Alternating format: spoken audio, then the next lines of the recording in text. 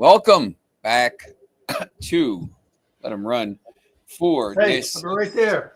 Saturday, May 24th. Fred has left, so it's just me today. Hey, welcome back, Sean. How was your trip, bud? Oh, nah, it only depends on how my team does, and we're terrible, so Oh, and really? No good, Bilbao. then. No good. The lesser said about Bilbao. I know I have some people watching on my Twitter right now that were in Bilbao with me, and Oh, really? sleeping in stairwells on Wednesday and What? whatnot. Yeah, well, Whoa. when you have two taxi cabs for 60,000 people, it's not the optimal situation. So it's So, was there any good soccer at all while you're out there? Any good soccer? I saw a decent game on Sunday. As a New Year, I just went to watch. It was West Ham and Nottingham Forest, but Okay. uh, Well, it's good to have you back. Good to have you back. thank you. How So you like my new setup? You like I'm working on my studio. Got to get a little better lighting, but got some serious Carolina Panther stuff going on in the background. I know I'm from New Jersey, but I'm a big Panther fan. yeah. No, it's you got the stuff there, and it's looking good. We got the studio. We're gonna keep building it after. Maybe we get a bomb in the Belmont or something like this, and There'll be no bombs. There's only six horses, and there's only six horses in the Belmont. A lot of them just packed it in, and it's crazy. Well, we'll get to that when we get closer to that. But yeah, man, I've been out of the loop because I've been Sure. 6 hours ahead. That's really, really disheartening. We had this discussion a little while ago about the whole timing and the spacing of the races. If they're going to spread them out a little further, would that help enhance? You go from 20 horses, 19 in the Derby, potentially 20. The Preakness was down to 9 horses, and now you got 6. That's ridiculous. It's terrible for the horse racing. I understand the trainers are making the decisions, but yeah. To be honest, I mean that's like if I was, I guess if I was NBC right now, I'd be furious. It's crazy, and you're gonna get basically. I'm just looking at the odds. I just picked it up. Sovereignty and Journalism are both 8-5. Yeah. Beza's 7-2, Rodriguez 6-1, and then you got Hill Road 10-1 and Heart of Honor 20-1. Who's going to probably go off at 100-1 by the time the race starts. So, but that's a couple of weeks. Yeah, everybody's looking at that as like a quote, like a match race between Sovereignty and Journalism. They're just thinking that's why everybody's going to watch it. But that doesn't get me excited. And I know a lot of the guys I talk to and the handicappers I listen to and watch. They're calling that particular race itself. It's not even bettable. I mean, you're not going to be able to make a whole lot of money on that race, but it's a leg of the Triple Crown. I understand that it's the third leg of the Triple Crown. So, we got to give it some credo for that, so to speak. It still has that element to it, just not the same without having a big field, having some interesting horses in there. And again, Beza's an interesting horse. Coming in, rested up. They might say that horse is going to get the lead and go all the way, but time will tell, and we'll have a little more time. Although, Sean, what is interesting, what I'm going to be very interested in, and a lot of my handicapping buddies who watch the races, I know we've talked about this horse before. We probably even bet him on our website, on our podcast, talked about Carson's Run. Big turf horse, Tommy Tramontana, one of the guys over at the Hybos, has big part ownership in this, and that's a big $1 million turf race right before the Belmont race. So it's kind of cool to watch that race. And that horse, Carson Run's a good horse, has already 2 Grade 1 wins. This could be another win for him, Sean. So that would be kind of cool. So that's not for a little bit. This week we're going back to Gulfstream. We're starting at race 7 for the 5.5 furlong synthetic, claiming $8,000 race. Not the greatest race of all time, but it's the first race of Pick 5. Goes off at 4:04 Eastern. 5 is scratched. Elagio. So 9 horses in the race. All right.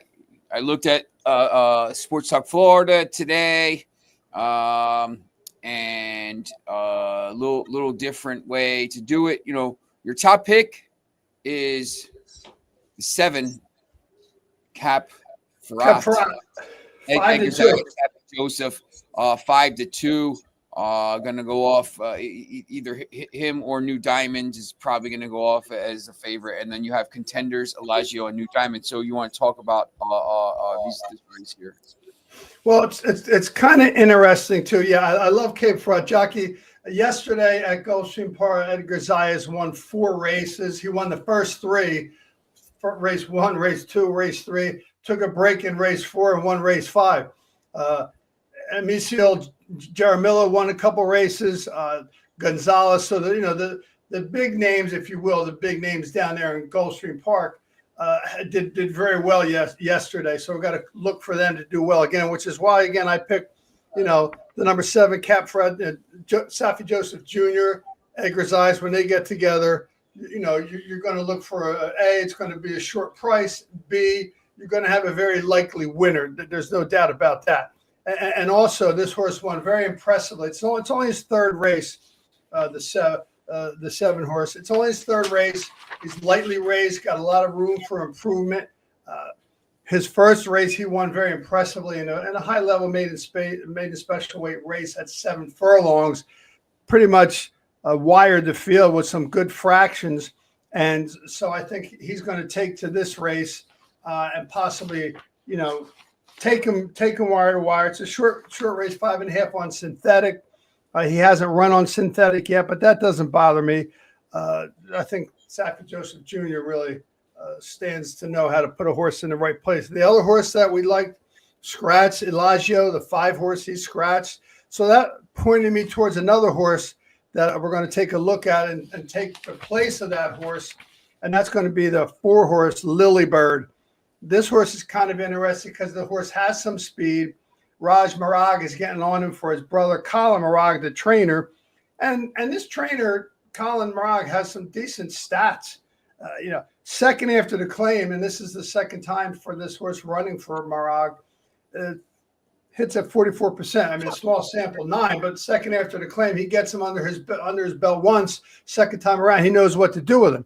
So, and he's putting his brother on him, who came out of the broadcasting booth to get back in the saddle again. So that's kind of interesting. So I'm putting that 4 horse in the mix due to the scratch of the 5. And then the other horse that we liked is number 2, New Diamond. 3-1 morning line, being trained by Victor Barboza, good trainer down there at Gulfstream Park. Taking a class drop, looks to be better on synthetic, which is what this horse is getting back to. So those are the horses I kind of like. And Sean, you pointed out earlier, if I may interject a little bit here, we and the format you put together for the article that was posted today on Florida Sports Talk, where we had our 1 horse wonder pick, which we did on Thursday night, is our top pick. We're just wondering why is he our top pick. That's how the 1 horse wonder comes into be. So I want to make it clear. We have a top pick in every race. We're not putting 3 horses out there, and if one wins, we say we had the winner. No. Okay, we're together on that, right, Sean? Yes. Saved. Okay, that's correct. Beautiful. But you could say, hey, listen, we had, we told you that to look at New Diamond, and New Diamond won, so that's there. But while we said it, we think Cape Frat's going to win. Cap Frat. We also like New Diamond and told you not to leave them out. Something like that. Absolutely. But I do want to make sure that I take the opportunity to say, okay, this is my top pick, and we did that in every race here. So yeah, what's a 1 horse wonder? Some have asked in the story. The story says, it's my best bet of the race, the one I'm zeroing in on based on everything I'm seeing in the form, replays, workouts, and vibes. This is what we're discussing today. Whatever, after we break down the scratches.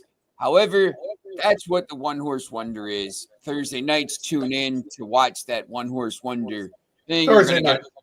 Thursday. Yes, Thursday night. You just got back from a long trip. You just got in a little time change. I got you. I don't even know what day it is. Thursday, Friday, Saturday. But Thursday, Monday, Wednesday. Make sure you're watching because it's going to give you basically on Thursday night. You'll get to see the main horse we're going to zero in on Saturday. So that gives you a little bit of stuff to Friday when you're starting to look through your program for Saturday here. Hey.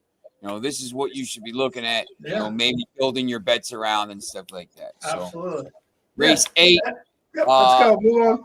436. The 1 is scratched, so there's 6 horses in this. 7.5 furlongs turf, optional claiming $62,000 race. Top pick is Like the King. Go 9-2. Sorry, early in the morning line, and your contenders. Obviously, one of them is scratched, which is unfortunate because it was 30-1 on the rail, and I think might have gotten a little play there. But Grand Mo the first, shout out to Prodigal Mo, who's hopefully watching here. But first of all, when you see one of your 30-1 horses scratched that was kind of a live runner, it's always like a little disheartening because then everything else in the race is like 7-5, 9-2, whatever. But that actually could have added some value to any of your part of your tries, your exactas and stuff like this. Well, that horse, the one horse, Northern Flame, who scratched, he raced on turf for the first time, his last time out.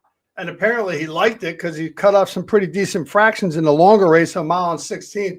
They're calling it a sprint. It's a 7.5 furlong race. They call it a 7.5 furlong sprint. He had some speed.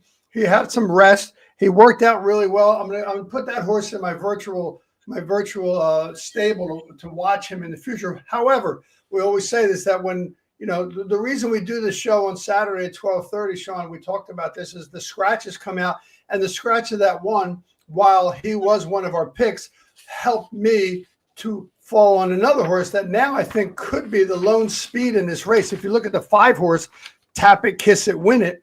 Okay, he's 6-1 now. Another horse by Mark Casse. Mark Casse has 2 horses in this race. He has the 3, Like the King, who's the horse we picked as our number 1 pick. Azias, again, jumping on this gelding for Mark Casse, great trainer, often runs horses up at Woodbine, and brings a lot of horses down here to Florida and Gulfstream. This horse is working out like a champ to get ready for this race. And with the scratch of the 1, Sean, again, while that takes away one of our big value plays, and I love that horse, I'm going to keep an eye on him, like I said, in our virtual stable. It makes me add this number 5 horse to our list of contenders in this race, because I think he becomes the speed of the speed. And I think the jockey knows that. Edwin Gonzalez knows that. I think Mark Casse knows that. So you're going to see this horse, and he's been working out really, really well, putting up some 47-second plus 4 furlong workouts. He's ready to go. And trust me, the scratch of that 1 makes that horse feel like he's going to go to the front and stay there, Sean. Yeah, that's interesting. Obviously, once again, horses scratch sometimes and stuff gets changed, and you have to adapt and see what goes on. And sometimes it makes your stuff a little more clear.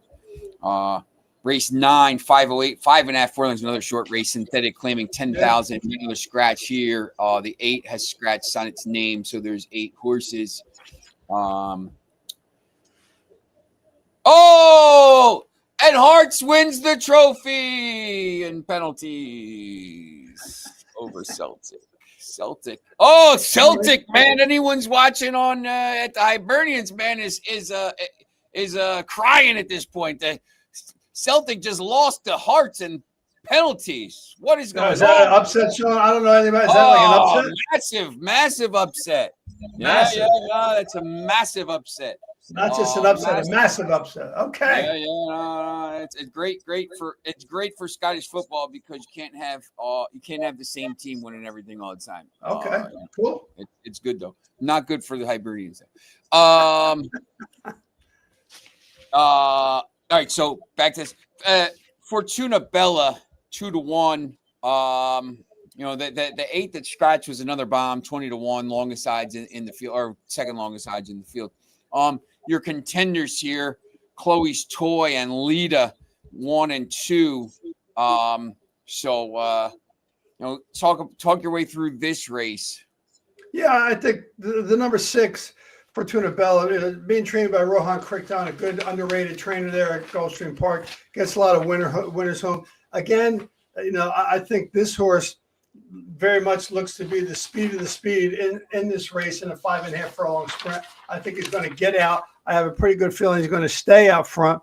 Again, with Edwin Gonzalez, a very aggressive jockey. The horse loves Gulfstream Park. He's won 5 times out of 14 times there. The distance, he's won 4 times out of 10 times. He's very good on synthetic. 2-1, okay. A lot of people are going to probably pick that horse as their top pick. So be it, because I think that horse has every chance to win this race.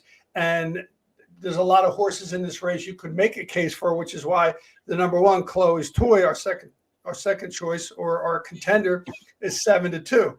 And the number 2 horse, Lita, is 5-2. So again, these horses are all being looked at as more or less most of the horses having a chance to win. But again, I like the 1-2 trainer Amador Sanchez, 21% first off the clean, gets a lot of winners, and is getting the hottest jockey in Gulfstream Park right now, Edgar Gonzalez on him, Edwin Gonzalez to ride. And this horse is a horse that's been claimed a lot, which usually means the horse has a lot to offer. He gets claimed quite a bit. And then the number 2 horse, Lita. Again, one of my favorite jockeys down there jumps on him. Who is that? Jaramillo. Emilio Jaramillo likes this horse. And I think he gave him a nice ride last out, and he's dropping back into this level. So he's got a pretty good chance to win. So again, you could almost make a case, Sean, in this race for almost every horse in the race. Even the 8 scratch, he was kind of a bomb. The 5 is 30-1. The 3 and 4 are 10-1, 8-1. So there's lots of horses in here you can make a case for, but we made a case for those horses. And again, I like my number 1 pick, the number 6, Fortuna Bella, because I think he's the speed of the speed. He got an aggressive jockey on him, Sean. The next race is a little bit better race. Race 10, 540 Eastern, 7 furlongs on dirt. It's called the Big Drama Handicap. It's $75,000 race. 6 horses, the 7 scratched. But it is a little bit. I think the horses are a little bit better. There's obviously more money at stake, and there's some decent horses. Dilger, the Irish horse with Zayas on him, is the favorite at 9-5. But you got Air Combat at 5-2. You got Shaq Diesel ready to dunk on people at 7-2. Other Revolution 4-1. It's a couple bombs, 15-1, 21 pure class, and Life is Precious. But look, once again in these races, and I think when you see the odds, I know you do this before the odds come out. When you see the odds, you're like, 95, 7-2, 5-2. But if these horses come in, if you have a tri-box or something like this, or trying to, you get a 4-1 horse, a 7-2 horse, and a 5-2 or whatever. I mean, you're still going to make some money. So sure. Just again, why is Dilger your favorite? Well, first of all, he's got the combination of Edgar Zayas and Safi Joseph Jr. combining in a stakes race. That number 1 gives them a reason why that horse was given the morning line favorite of 9-5. I think this horse is sitting on another big race. He races very well. He raced in the Grade 2 Carter last out. That's a big time race. That was 7 furlongs up in Aqueduct, which you're going to get a lot of good horses up there, of course. And he kept himself in the race the whole way. Just couldn't close the deal. So I think that's why he is being given the 9-5 morning line favorite. Again, anytime you're going to combine Safi Joseph Jr. and Edgar Zayas together. You're going to get a very low morning line. And again, the number 6, Air Combat, very consistent runner. Again, one of my favorite jockeys. I love Jaramillo. This horse loves Gulfstream Park. 3 for 3 at Gulfstream Park, and he's looking to win 5 in a row. Sean, he's won 4 in a row. Looking to win 5 in a row, stepping up in class a little now. But don't think that horse is out of the mix with this. So we've got to keep an eye on him, as you mentioned, the number 4, Shaq Diesel. This horse really loves the 7 furlong distance. Gets jockey Vasquez he wants to keep him up there with the front runners. He's not going to be coming from way in the back, but I think that horse has another shot as well. So those are the 3 horses I like in that race. It's going to be a good race. Again, this is another race where you could make a case for almost every horse except maybe, even the 5, 20 to 1. That horse, coming from Tampa, Daniel Centeno, one of the better jockeys down in Tampa, just one of the better jockeys, clear, just point blank. That horse came in third, first, second. He's always in the money. I mean, last time he raced in a $100,000 claiming race, this is a $75,000 stakes race. Certainly not way off the mark, and he's 20 to 1. So I didn't put him in as my top contender, but if you're looking for a price to put with any of the top contenders that you might like, I wouldn't leave the 5 out of either a try or an exact or even a superfecta if you're looking to kind of score on something like that. That horse, I think, has a shot. The number 5, Life is Precious. Yeah, I think, when you start to get these bigger races where the money's a little bit more on offer, you get a little bit better class of horse, and any of these horses could probably go in there and do it. Sure. Final race of the pick 5, race 11, 6:11 Eastern times, 1 1/16 miles on turf, optional claiming, 25,000. There are all 10 horses are in right now. No one has scratched. One of the people I studied in college, named after, I see you like that horse a little bit, Malcolm X. They tried to shut down the place where he got shot. My Columbia University tried to shut down the place where he got shot, and they barricaded themselves in the building. That was my first semester on campus. I couldn't take a final at You were there at Columbia? You were there at Columbia at that time? Yeah, that was 1992. My first semester on campus was the 500th anniversary of Columbus discovering America. So Columbus Day was probably I was 6 weeks on the campus, and that was a absolute, when I say shit show, they were throwing red paint on it was crazy. Really? I was, what the hell? I mean, Columbia is you see what's going on in the news. And then tried to turn the place where he got shot, which was right down the street from the campus, into science labs, and they took over the building in December, and they wouldn't come out for days. And they said, "Listen, if you come out, we'll talk to you. We'll give your, we'll hear your demands, whatever." They all came out. The cops beat him up, arrested him, and they threw him out of camp. Threw him out of school. Wow! I mean, I know a little about the history, but you were there. That's awesome. That's crazy. Yeah. I was there for that.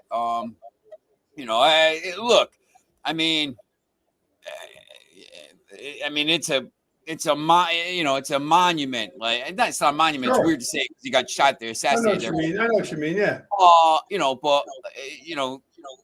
They own the building. They turn it into science lab. This is another fact about Columbia. I'm not sure if you knew this. They are the second largest landowners in the city behind the Catholic Church. I did not know that, but I knew about the Catholic Church up there, but I didn't know about Columbia. Malcolm X here, a Peruvian horse, 10 to 1, is one of your sleepers with serious turf works and with a huge bullet workout on the board. Obviously, your top pick is Beach Gold here, and you looked at Spy Hunter, but it's hard to ignore that bullet workout, right? Absolutely. This horse has raced before, in North America. It's his second race in North America.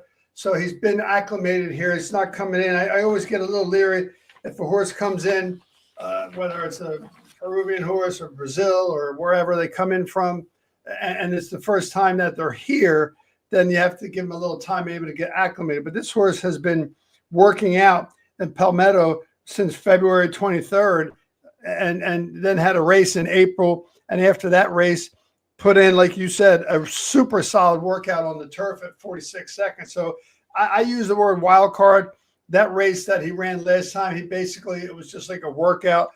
Perez now knows what he's got under the hood. So that horse I call that horse a live long shot. But the top choice, number 6, Beach Gold, trainer Patrick Biancone, finally got this horse into the winner's circle 2 back. Took him a while to break his maiden, but again, we use this term like the light bulb maybe went off in this horse. Now he knows how to win. He got a taste of winning. He likes to win. And Patrick Biancone put him a little bit in the deep end of the pool, so to speak. Horse didn't run bad, but I think it was just in over his head last out in a $119,000 allowance race at Keeneland. So Keeneland, there's going to be lots of quality horses down there. And now he's putting him back into a level where he belongs, an optional claiming 25. He's not up for claim. He's a 3-1 morning line. He's putting a jockey on him, Ocasio, who's it's his only mount. I always like the only mount angle. And, he's been ridden by some really serious jockeys before: Ditorio, Saez, Alvarado, Bravo, Lopez, Drayden Van Dyke. So this horse has been around with some good jockeys. So I think at the price of 3-1, if he stays anywhere near that, you're going to be getting a real bonus at 3-1 on that horse, because I think this horse, once he found out how to win 2 back, is going to stay a winner. And also, I like the number 8, Spy Hunter. We talked about how horses go to the front. Jaramillo likes to go to the front, but I think he found this horse the last time out. He found like a little rating gear on him. He found out he could rate him a little bit and then stay up with the front runners, then have something in the tank when they come around to close at, again, a long distance on the turf, 1 mile and 16th. So there is another horse that, when I studied this a little bit more this morning, after I looked at the scratches, and again, as you mentioned, there's no scratches in this race, so it's a nice big field of 9 horses. I kind of looked at a little bit deeper at this number 9 horse, Dear Dad, trained again by a good trainer, Mark Casse.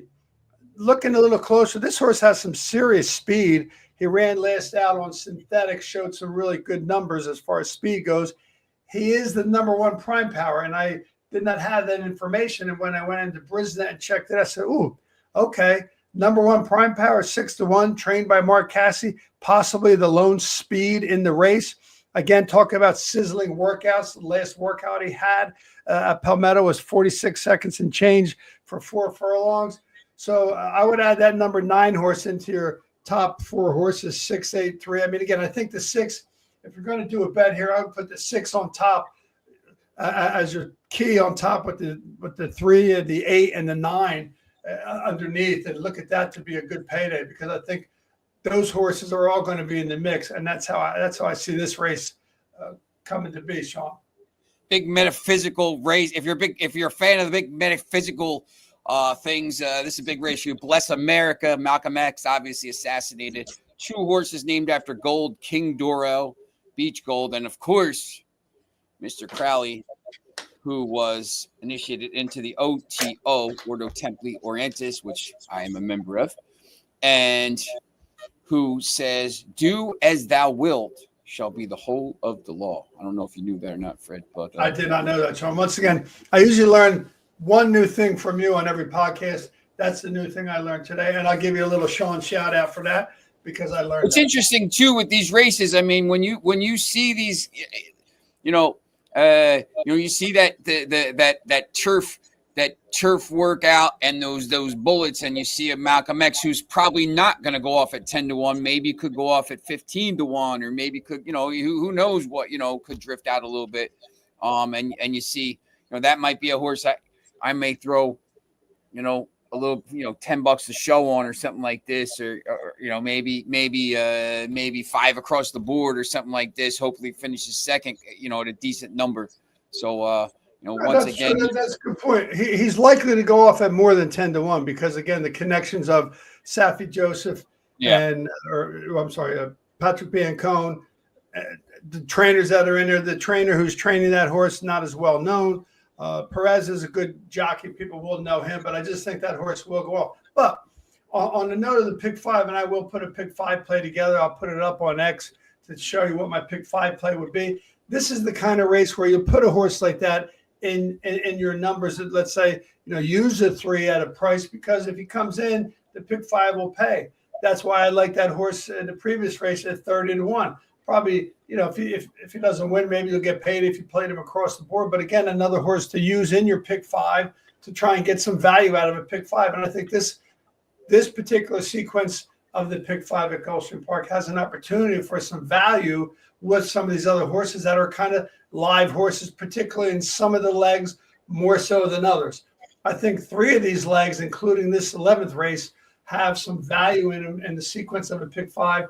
2 of the other legs, probably, like I said, you can make a case for almost every horse in those 2 races. So we'll see how it shakes out, Sean. And then again, with our new little format here, let's wish some good luck with the new studio here. People asked a little quick question. Let me just show something here.